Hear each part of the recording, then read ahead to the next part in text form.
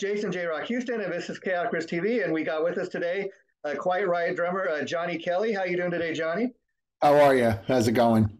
Like a lot of people, I'm a longtime Quiet Riot fan, as I'm sure you were before you joined up with the band. So let me ask you, you guys are on the road celebrating this album, 40 Years of Mental Health, and Yes. Yeah. you didn't play on the album, but let me ask you, what's it been like to get up on the stage with these guys and play these songs? I'm sure that you were a fan of back in the day. Yeah, actually, yeah. That record came out right around the time when I first started playing drums. So it was like a perfect timing, like, to have that record, and it was like, it was so huge. And Yeah, yeah. like anyone that played an instrument, like any teenager, if they're lying if they're saying that if Yeah, they yeah. ever said that this record didn't have an impact on them. I mean, it was right. It was neck and neck with Michael Jackson's Thriller, which is interesting because, of course, Michael Jackson was much more of a pop artist than Quiet Riot, but Quiet Riot eventually topped the charts, and they were the first metal Yeah, album. Yeah, first band to do it. yeah. So, So it's pretty wild. yeah, were you from LA originally? No, I'm from Brooklyn, New York. Okay, yeah. Because you previously played with Typo Negative, didn't you? Yes, yeah, for many years. Yeah. And what was that like? I mean, again, I think it shows your skill as a musician, a drummer. That while Quiet Riot and Typo Negative are both metal bands, they're different types of metal bands, very different music. Yeah, a little bit. I mean, yes, in the presentation of it, of course, but like the drumming itself, there's similar foundations to it. Yeah, You and know.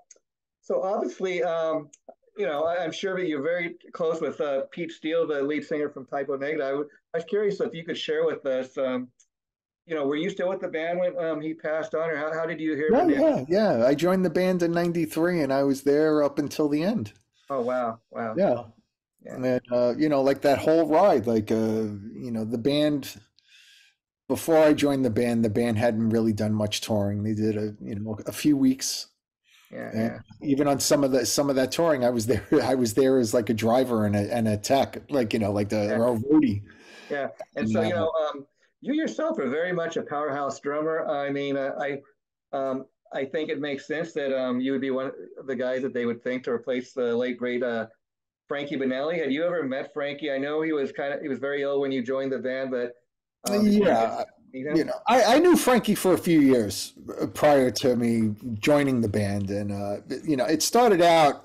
I played with Alex Grossi in Hookers and Blow. Oh, sure, sure, yeah, And then really I was just, like I knew Frankie was sick, and I just offered it to Alex, just to help. I was like, yeah, if there's a situation, because Frankie was going for treatment, yeah, but they were still booking shows, and they still had shows on the, shows confirmed and stuff. And I was just like, if, yeah. something happens, like, Frankie's not up to it or whatever, I'll fill I'll in. help out. Yeah, yeah. I mean, and I think at this point, anybody to me that says Quiet Riot doesn't have a right to go out there and do what you guys are doing, I think it's much more than people say, oh well, Rudy, he's only a classic member, whatever. But I'll tell you what, to me, it's a lot like what Leonard Skinner's been doing for years. How many, all the Yeah. original guys are now dead, and they're still out there. It's almost kind of like it's like correlated to the NFL. Football players come and go, and they're constantly replaced. But it's almost like you guys are carrying the Quiet Riot flag. Know what I mean? And Well, that's, like this was Frankie's wish.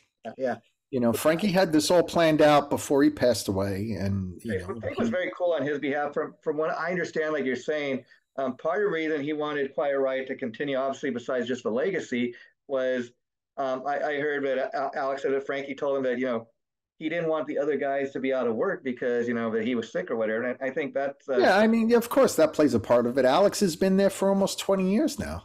So yeah.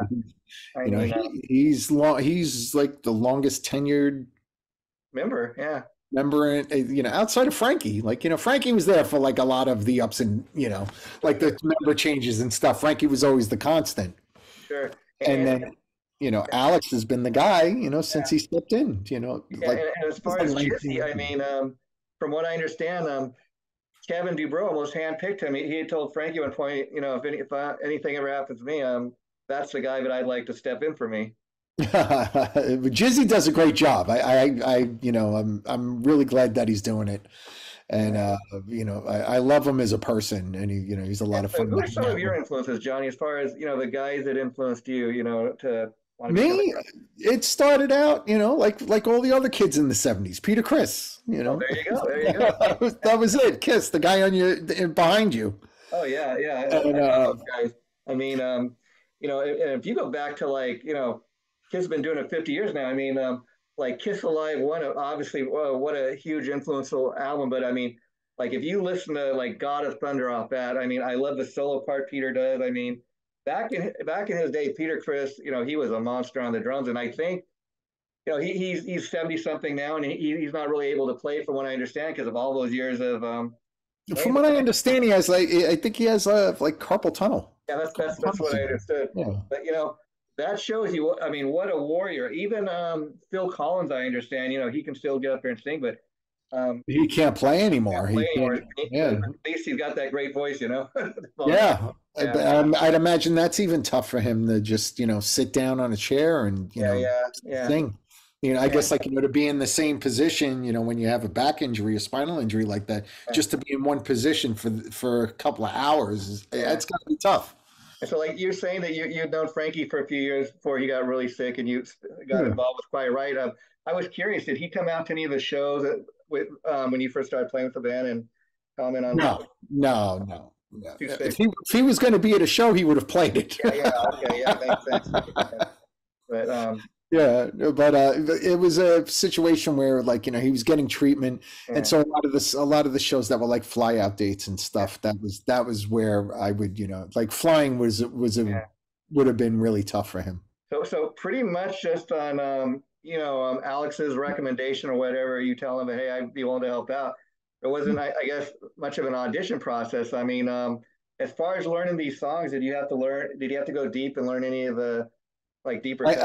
I had 2 days to learn the set. Wow, wow, Yeah, because like when I offered to help, yeah, I was just trying to be nice. I like didn't a think friend. that I didn't think anyone would really take me up on it. Yeah, yeah, I was just like, hey, like you get stuck in a situation, I'll help out. yeah. And I never imagined ever. I couldn't imagine Quiet Riot playing without Frankie. Yeah, yeah, and let's be honest. I mean, I'm guilty of this myself. At one point, we all probably thought, how the hell could Quiet Riot even carry on without Kevin Dubrow? But I think Right. I You think know. you can do that. I mean, going back to Paul Short, he's a great singer in his own right. I don't think he was given a fair shake in Quiet Riot. It's not that he was a bad singer; just people weren't, I guess, as willing to accept it at that point. I then think maybe at the time the album he did, they called it Quiet Riot, very much like Motley Crue with John Crowley. Maybe people thought that was too bold a statement, but I was Typo was on that tour with John Corabi. oh wow, yeah, We were one of the support bands. Yeah. yeah, I went to see that tour, and I think I forget where they played, the little club somewhere in L.A.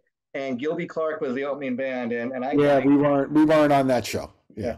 and I thought John Corabi just killed it. I mean, again, I think maybe they made a mistake calling the album Motley Crue too bold of a statement, but John Maybe. Corabi killed it, and I've been a fan of his ever since. Yeah, he crushed it. He made the whole band step up, Yeah, like yeah, as players and stuff, songwriters, and like whatever they want to say about him now, like they're yeah. just I don't know. I Well, don't, they I mean, just he's a can't warrior accept it. too. He's a warrior too. I don't know if you read a chance to read his book, but I mean, I haven't. he's a guy that he's still pushing it, and Yeah, he's out there working hookers and blowtorch with the Dead Daisies when he was fronting the that's band. another thing. I could not believe when he left the Dead Daisies, and I thought, okay, who the hell are they going to get to replace John Corabi? But of course, they got the legendary Glenn And they Hughes. came up, they did well. Man, I'm a huge Daisies fan, but I tell you, it's all centers around the rhythm guitar player David. It's his band, and Yeah, that's his band. he kind of whoever is available to play. That's how it and it's a unique concept because it doesn't seem to matter If they change the singer, what people love what they're doing. It's just great music, and that's what I love about that band. If you keep writing good songs, a member change Yeah. can be, you could survive one. And that's why I think Quiet Riot fans are much more willing to accept this version of Quiet Riot. Back in 1988 when Kevin was kicked out or whatever, a lot of people, oh, he's being kicked out of his own band. I don't know how he feels, but Kevin Dubrow is no longer in Quiet Riot, not because he got kicked out or he left, it's because sadly he passed. And Yeah. other guys had nothing to do with that. And so I think if you can get through that, and we're with Jizzy and we got this great lineup now, I think fans are willing to accept the current Quiet Riot. Yeah, I hope so. It's fun. It's fun. It's a fun show. It's like the catalog is iconic. And I know for me, like from that aspect of it, I love playing the shows. I wish there was more of them because it is a lot of fun. And it was kind of weird when I first started playing because I was like, oh shit, I forgot about this song. Oh, and there's this song and this song and blah blah blah. And like that record was so awesome. Yeah. And then it's kind of weird. It's funny how life takes you down certain roads and stuff. Sure. Like I still scratch my head where I'm like, I play drums in Quiet Riot. Yeah. Really weird, really strange. Yeah, pinch me here, but Yeah. and I'm sure you. I was curious. Did you ever see the Quiet Riot movie they put out a couple years back? Oh yeah. That I thought it was great. Even if you're not a fan of the band, the story is amazing. Yeah, I mean, in retrospect, what is Yeah, interesting is you kind of see, the band kind of coming back with Frankie, and at one point they went through like seven singers. yeah. The one guy, Mark Huff, you kind of see, he's struggling and what he Yeah. went through, but it's a process you see, and that okay, it's more than just Yeah, getting a it's like like when you go to the supermarket and you like yeah, you don't want to see what goes into sausage. yeah. And that really that peeled, that gave you a really good look as to how sausage is made when it Oh, comes sure. And I'm sure, like you said, when you first get asked to, you offer your friend Alex, hey, do you ever need anyone to help you out on the drums? I'm here for you, bud. But you probably in the back of your mind also kind of thought, I don't know if fans are gonna see anybody else but Frankie Benelli in the drum seat. That I didn't at first. I didn't think anything of it. I thought it would be maybe like a show or two, yeah. a couple of shows. Frankie will get treated, and then he'll be back, and everything will be fine. And that was it. And you know, it, and then it just, are you available for this show? Are you Yeah. available for this one? And then it kept on kept on going, and then and then I wasn't doing it for a little while, and then when it was getting towards the end with Frankie wanted me to to And then again, I mean, how does that feel? Handpicked by the man, like, hey, you're the guy. yeah, that was I was really honored that he would consider me. Yeah, I mean, those are big. No offense there, Johnny, but those are big. Those are big Oh, shoes. I'm not even. I can't even. I'm not even going to try to fill them. I'm No, just but you know trying to what I play the mean. You know songs what I the mean? best I Yeah. can.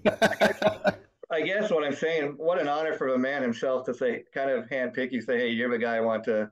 Well, yeah, of course. He was like one of my heroes growing up. He's one of my drum heroes, and like to him, to know who I am. Yeah, and Frankie Benelli, I think he's one of those stories that sadly, passed away. He did, I don't know if he was in any pain, but in any event, I mean, he lived his life was quite right till the end, if you know what I mean, until he could not do it, and he even thought It it about what it happened took after. it took the like the illness that he had to stop him. Yeah, that's That's what I mean. what would stop him. That I mean, even from what I understand, he had talked with his wife. Okay, when I'm no longer here, I want you to continue to run the yeah. band, and He without, had it all. He had it all planned out, like with all that, like with the band continuing and stuff. He had it all laid out. This is what he wanted. This is how he wanted it done, and we're just we're just doing that. and then it's been about 2 years now since the legendary Rudy Sarzo return. What was that like for Is it you? 2 years already? Just about, maybe not quite, but it seems like it's almost been 2 years. But Yeah. I interviewed Rudy recently. He's a super cool guy. But what's it been like for you to work with him? Because again, you were a fan of this band back in the day, and I imagine although you've But had even success like yourself. before that, I knew who Rudy Sarzo was, like Well, from I guess music. like Yeah. because I would imagine too, growing up on this music and then to actually be up on stage with one of the guys. Yeah, I know. It's like, I'll be playing and I won't think much of it. I'm just concentrating on the songs and stuff. And then I'll see this guy walk by and I go, hey, that's Rudy Sarzo. Yeah, By the way, that's Rudy Sarzo. yeah. And, And then another trippy thing about mental health that a lot of people get I confused just, about is, Chuck and Rudy both play on the album. Rudy mostly, but there's a few yeah, tracks. Chuck's yeah, on it, yeah. Chuck played on a couple of songs. and I heard him talking in the movie about you know, often people, he'll want to sign a copy. Oh no, we want Rudy. I'm like, no, he plays on it too. Europeans can be like that. They can be like that. I had that with Typo Negative too. Like, Yeah, they would come with all the records to a signing and stuff and be like, all right, you sign this one, not this one, this yeah, one. That's not you. yeah, yeah. And I see you're wearing All right, whatever. I don't care. see you're wearing a Sabbath shirt, so obviously a fan. I was curious. Were you a fan of both the Ozzy and the Dio era, or you kind of love it Yes. all? Yeah, Yeah. Yeah, I'm a fan of both. It's two different bands, but I'm a sure, fan sure. of both bands. I mean, They're both amazing. I love the Dio era, especially. I mean, not as many albums, but what I will say, it's amazing. Up until that point, Geezer wrote all the lyrics. Most people may not know that, and Yeah. I heard him talk about, well, once Ronnie joined, why did I have to write the lyrics anymore? He's great at it. Yeah, he probably enjoyed that. Yeah. And I guess the next obvious question to ask you is, there's been talk of some new Quiet Riot music. Is there any, you guys working on an EP? There's been talk of a full length or? We haven't been really working on anything at this point. Right now, our focus has been on the anniversary of Mental Health. Sure. There's like always like small talk of maybe like doing some new music. They're seeing what stuff is left over. They're going through tracks that were unfinished and things Yeah. like that. If it's something that could something good enough to be released or whatever, that's what's being tossed around right now. Maybe you can help me. I'm forgetting the title of the latest single, but that's a killer song. The I Can't Hold On. Can't Hold On. Yeah. I mean, I understand. I heard Alex tell the story. It was on an iPod or It's on, something. on an iPod or something like that he found. Like 20 years after the fact. I mean, and what's interesting about it is, as I sit here and listen, I think a lot of people have the same response. Is I think it's taken on a new meaning, knowing that this was written like when Alex first started working with Frankie and Kevin, and you watch the video, you listen to the lyrics. It's almost like maybe somehow they knew they weren't going to be here, but I don't know. Maybe I don't look that deep into things. I mean, it's just funny because to me the video is a beautiful tribute to those guys, and it was well done. Yeah. The song came out great too. I was really happy with the way the song came out, and we've been playing it now. We put it in the live show. How fans been reacting to that? I mean, that must be going over well. It seems like it's getting received positively. Yeah. Yeah. Like it's been getting a lot of spins. Radio picked up on it and stuff like that, and it's been getting positive reviews from fans, and so it's all good. And so let me ask you, I heard there was some talk that if they do a new album or something or do any music, that they have a ton of Frankie's drum tracks that he left behind that I guess he was working on.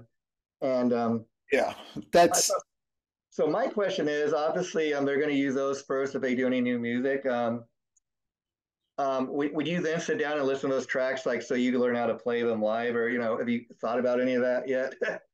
we haven't gotten that far in the discussion. Yeah. We would, like I'd imagine that I would be working with them in some capacity as far as like putting Frankie's drum tracks together instead of just having shit thrown together and be like, but. There's been talk of that. There's been talk of this lineup making new music together.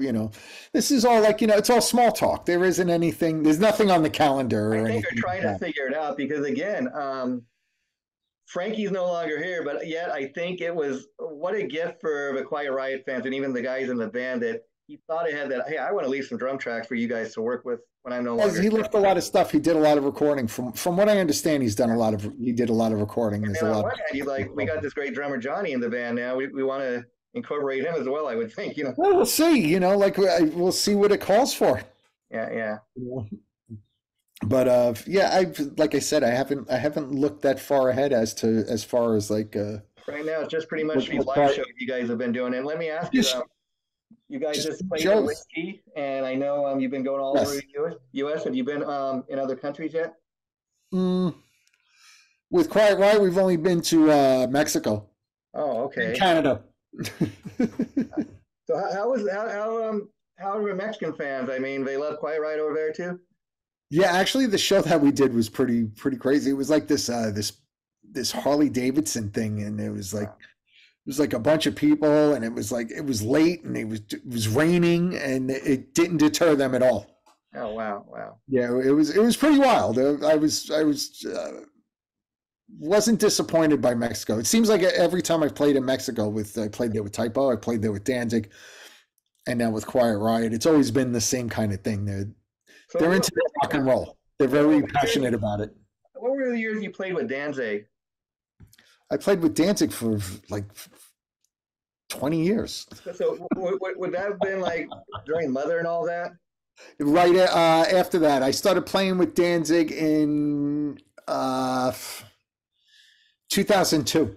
Yeah, he's an interesting cat. I mean, hugely talented. I mean, he can sing, he can act, he can kind of do it all. I just got it. Well, I got it not too long ago. It's been out a couple of years. The Elvis record. That's pretty cool. I think if you're a Right. Danzig fan.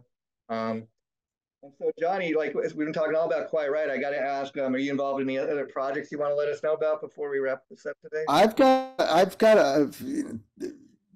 got a bunch of stuff going on actually. I'm working on the second record with this band with the band that I was involved in a project Patriarchs in Black.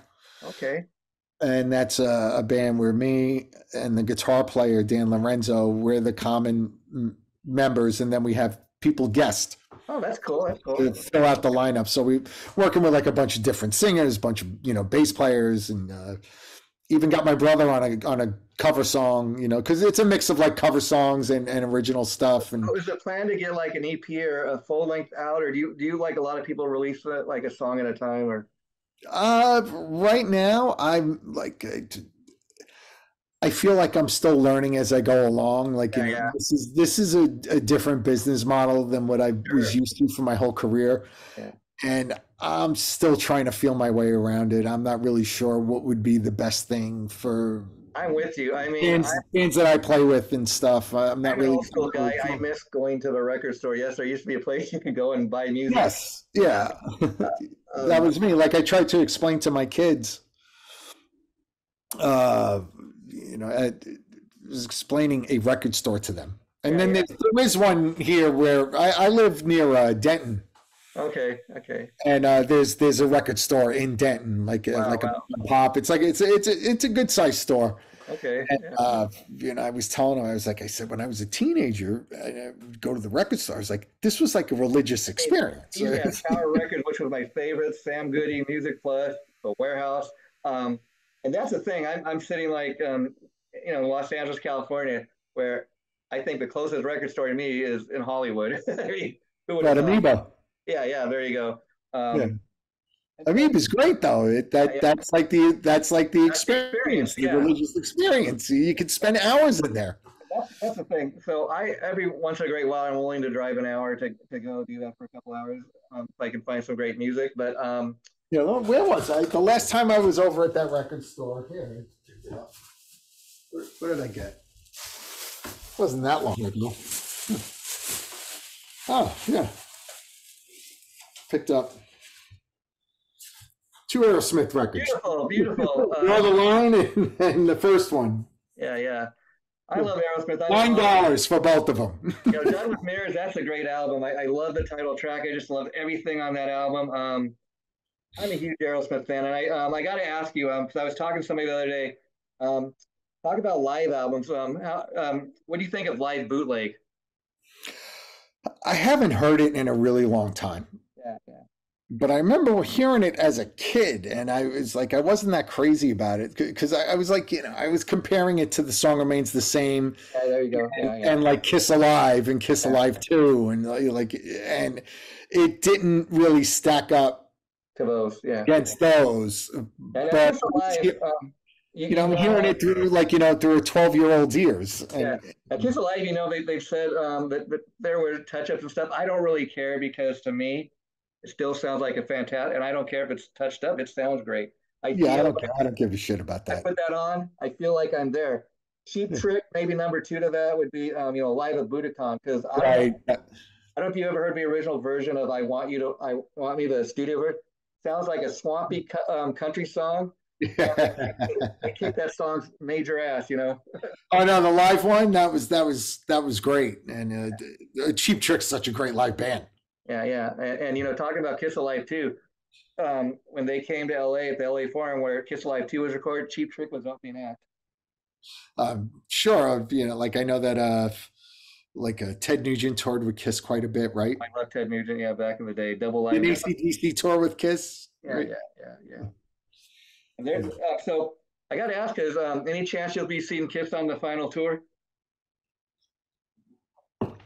I was debating maybe going to one of the Madison Square Garden shows. Yeah, if you can get a ticket, right? Yeah, the money that they're charging for those is crazy. Well, maybe you can. Maybe if Jesus was coming back, maybe if Jesus was appearing, I'd pay that kind of money. Maybe I convince them. Hey, do I look like him? Or hey, I'm the Quiet Riot drummer. Maybe I could get backstage. Yeah, I don't know if the name dropping will help with that. Yeah, who knows? I don't know. I doubt it. Well, Johnny, I enjoyed talking today, and I want to thank you for taking time to do this. And thanks, man. Before I let you go, let's keep in touch. And with any of those other projects you ever want to promote them. Oh yeah, I mean we don't only scratch the surface on what's been going on. When you're ready, keep me in mind, and I'd love to talk to you again. Okay. All right, cool, man. Thanks. And the interview we just did probably be going up in like a week or two. I'll let you know when it goes up, and feel free to post it. Awesome, man. Thank you. Bye bye. Have a good one.